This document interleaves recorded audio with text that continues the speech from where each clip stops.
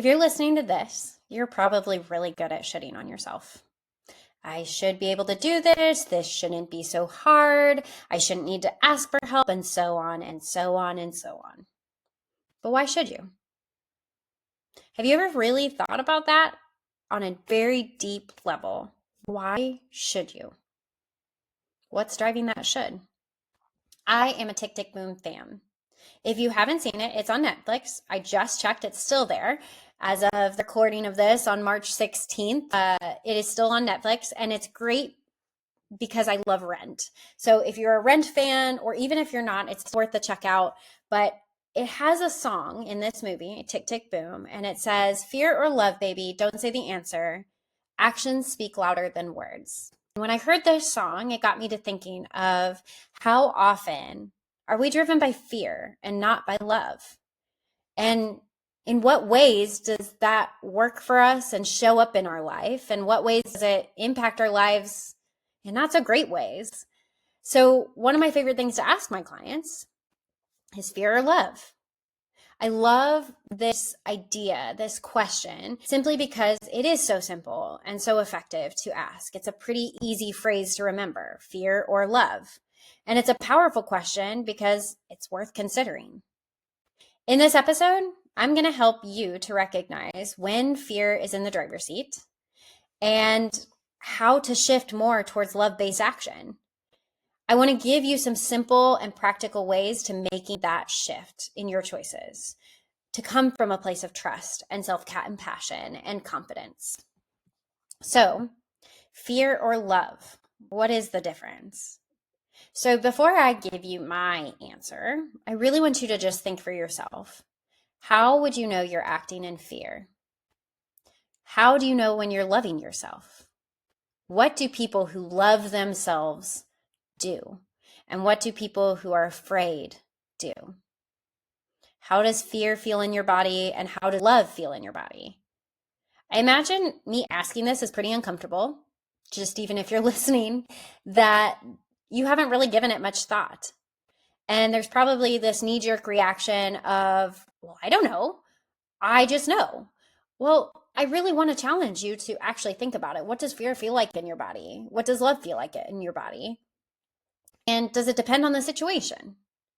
If I had to kind of give you an overview, just a general statement of what fear and love are, your fear-based choices are often from pressure. There's this sense of guilt, the need to prove something. You're worried about what other people might think or how you'll make someone upset, or it's just an obligation to do something that's expected of you, to perform.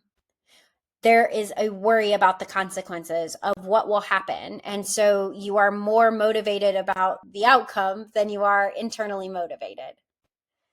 Whereas your love-based choice, they come from a place of authenticity and connectedness. There is a knowing that you have nothing to prove, that your worth isn't going to be dependent on what happens or what you do or don't do. And I want to be very clear because a lot of times it seems very obvious when I present this, right? Fear or love. I would know when I'm acting in fear and I would know when I'm acting in love, but I just want to be very, very clear when I say, just because something's done in love doesn't mean it's the easy or comfortable choice. And just because something's done in fear doesn't mean that it's, wrong or bad. Honestly, that's what makes it difficult. That's the problem, because when you do something in fear, a lot of the times it's to keep yourself comfortable. It's because it's the easy thing to do. It's that knee-jerk reaction. And when you do something in love, it is that slowing down and being intentional and choosing something that may not make you comfortable, something that may be a hard no or yes to say. I'll give kind of an example because I feel like examples really help to illustrate this point. I really like making people happy. So saying yes when I'm already committed because I feel like I should and I know it would make them happy seems to make sense, but it's pretty much fear driven. Whereas telling someone no because I know I'm overcommitted and because I don't have the capacity, even though it will make them happy, or even though I quote unquote should, that might be more in love than fear. because I am saying I love myself and I love you enough to know that I can't commit the 100% that you're requiring of me. I love myself and I love you enough to know that I can't say yes to this. And that's a hard choice, right? Because you might be faced with their disappointment. They might be upset with you. You might be missing out on an opportunity. So it's not so clear cut, right? That's the hard part. And as with most things in life, it's not clear cut. And it's not about what choice you make or don't make. Because here's another example. I can go to the gym because I am angry at my body. I don't like the way my body looks. I know that I should be going to the gym because that's what the recommendations are. And yet it's completely fear driven. I am afraid of what my body will do if I don't go to the gym. I am living in a should of going to the gym. And I am putting a lot of pressure on myself. I'm feeling a lot of guilt if I don't go to the gym, right? So that's the example. And yet I could also go to the gym knowing that in this moment, my body is craving movement, or taking care of my body at this moment in time is moving my body, or I want to connect with friends and enjoy, something together. Those are all love, but it's the exact same thing. Either way, I'm going to the gym. It's where my intention is. It's where my mind is that makes all the difference in how I feel about that action. So why does it matter? Because you're probably like, okay, great, fear or love, simple enough. I can figure that out. But I hear a lot of the times from my clients that I'm doing all the right things. I just don't feel better. I feel more worn down. I feel worse. I feel like I can't keep up with it all. And so I'd like to say to them, it's not about doing the right things. It's about the motivation behind it. When you're living your life almost completely out of fear, it's going to be exhausting. It's going to be burned out and resentful. You're worried about staying one step ahead of the judgment and the disappointment and the expectations versus being present and in love and engaged in your life. When you're being fear driven, when you're driven by that fear, you're not present. You're on an autopilot, focused on avoiding failure and hurt rather than living. When you're living in love, you're more deeply aligned and rooted in your trust of yourself and in others and in the situation. You don't have anything to earn. You have nothing to prove. There's not anything being measured about your productivity. You have no people to please. You are being engaged. You are deeply engaged. And that is a whole different energy than when you are in fear driven. And to be honest, that's what's probably keeping you from connection. That's probably what's keeping you from feeling present, is this idea of I should, versus I love myself enough to do this. I love myself enough not to do this. When you are acting in love, even in the most difficult situations, there's a greater sense of peace because you're choosing from a place of intention rather than out of obligation. And that, again, is even when things are hard, even when I have to tell a friend no, even when I'm not able to do everything that is a great opportunity, because I am choosing out of love, I live more in peace. It doesn't mean it's comfortable. It doesn't mean it's happy rainbows and sunshine, but I live more in peace. Fear or love is, in part at least, the reason you feel on edge, overwhelmed, distant, lonely, depleted. It's not because you're doing anything wrong. You can journal daily, pray, and do yoga and exercise and get outside and eat 3 meals a day and all the things that I know you're probably doing, even with the limited amount of time you have. And it's not about that. I know you well enough to know that you are doing all the right things, and what you're doing is doing your absolute best and you're trying your hardest, and that you're trying to prove yourself instead of love yourself. You are trying to prove that you are enough when you literally don't have that to prove. Acting in love doesn't say I have anything to prove. Acting in love says I can take up space regardless of what to-dos I check off, regardless of if I did my exercise and my outdoor time and my 3 healthy green meals a day. It says I am enough just as I am. So, breaking the habit of acting in fears, because that's exactly what it is. Fear is habit. It is reinforcing itself. The more you act in fear, the more you kind of have to react to fear. If I don't do this, then I feel all uncomfortable. And so it's better if I just do what I should be doing. So then I don't have to feel that discomfort. And so it becomes this knee-jerk reaction. We don't even stop to acknowledge whether we want to or not. We don't even stop to acknowledge whether we love ourselves in this moment or not.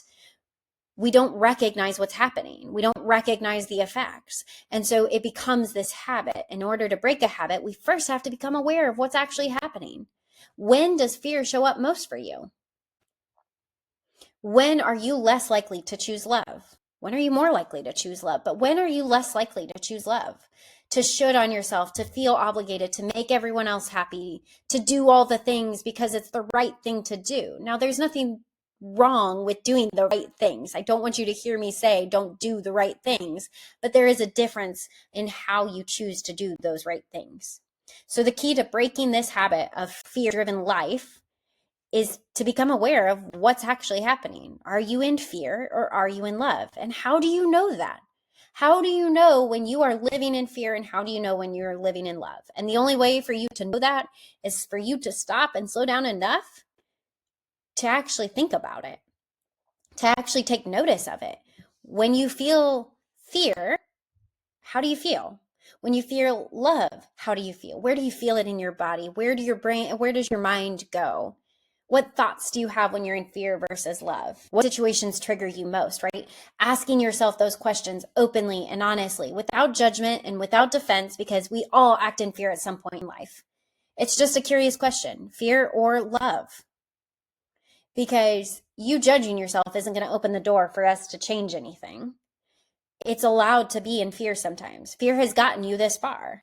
It doesn't matter if you don't need it anymore. And honestly, you do. You still need fear. There are times when you need that knee-jerk reaction. There are times when you need the shoulds to kick you into gear. And also times, most of the time, when you don't. So again, I'm going to give you an example. Is me playing with my girls, Barbies or babies or whatever, an act of fear or love? Well, it really depends. If I go in because I am afraid that I'm not a good enough mom, if I don't want to spend every waking minute with them, every free minute I have with them, then I'm probably showing up in fear. Fear of what others will think of me as a mom, fear of how I see myself as a mom, fear of what I'm doing to my girls. And that's going to show up. I'm going to get cranky. I'm going to get tired. I'm not going to enjoy that time. I might be able to lean in enough and the energy shift. But for the most part, like, I'm going to show up as someone who is living in fear.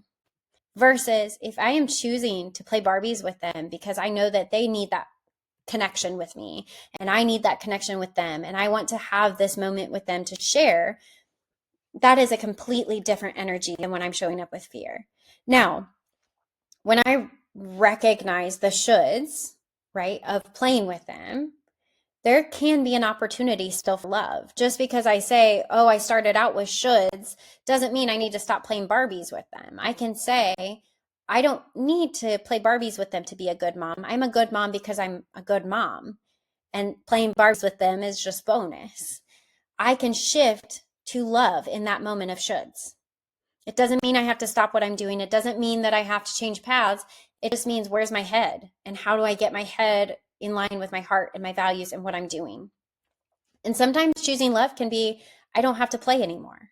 Sometimes it can be, I need to take a minute before I play with them. Maybe I need to wrap up some laundry and some dishes and respond to an email to get myself in a place where I feel present enough to be with them. But ultimately, it comes down to, where's my motivation? Where is the headspace? The result is less of a concern. Intention truly, truly, truly is everything. So here's what you need to keep in mind. Fear or love? Are you doing this, whatever this is, out of fear or love?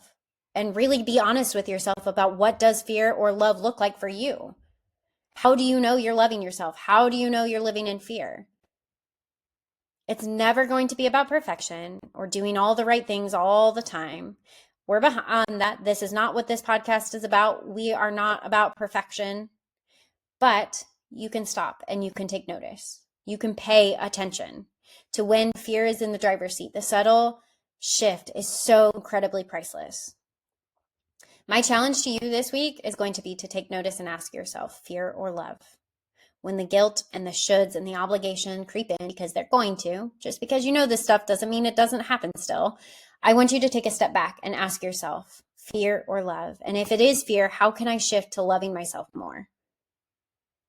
I hope you found this episode helpful. I love hearing from you, so please feel free to send me a message on Instagram. That's linked in the show notes, and share your thoughts with me. Maybe you hated this episode, maybe you loved it, maybe you have been living in fear or love. I want to hear from you. I want to hear about the ways you're living in fear or in love and how you show up in life, or how does it show up in your life. And if you have a friend that needs to hear this, then please share this episode with them as well. It's crazy what happens when we stop living so much in fear and start living to love our lives. In the next episode, we're going to be talking about turning off or turning down the volume of that self-critical voice that's so loud in your head. Stay tuned, and thanks for listening.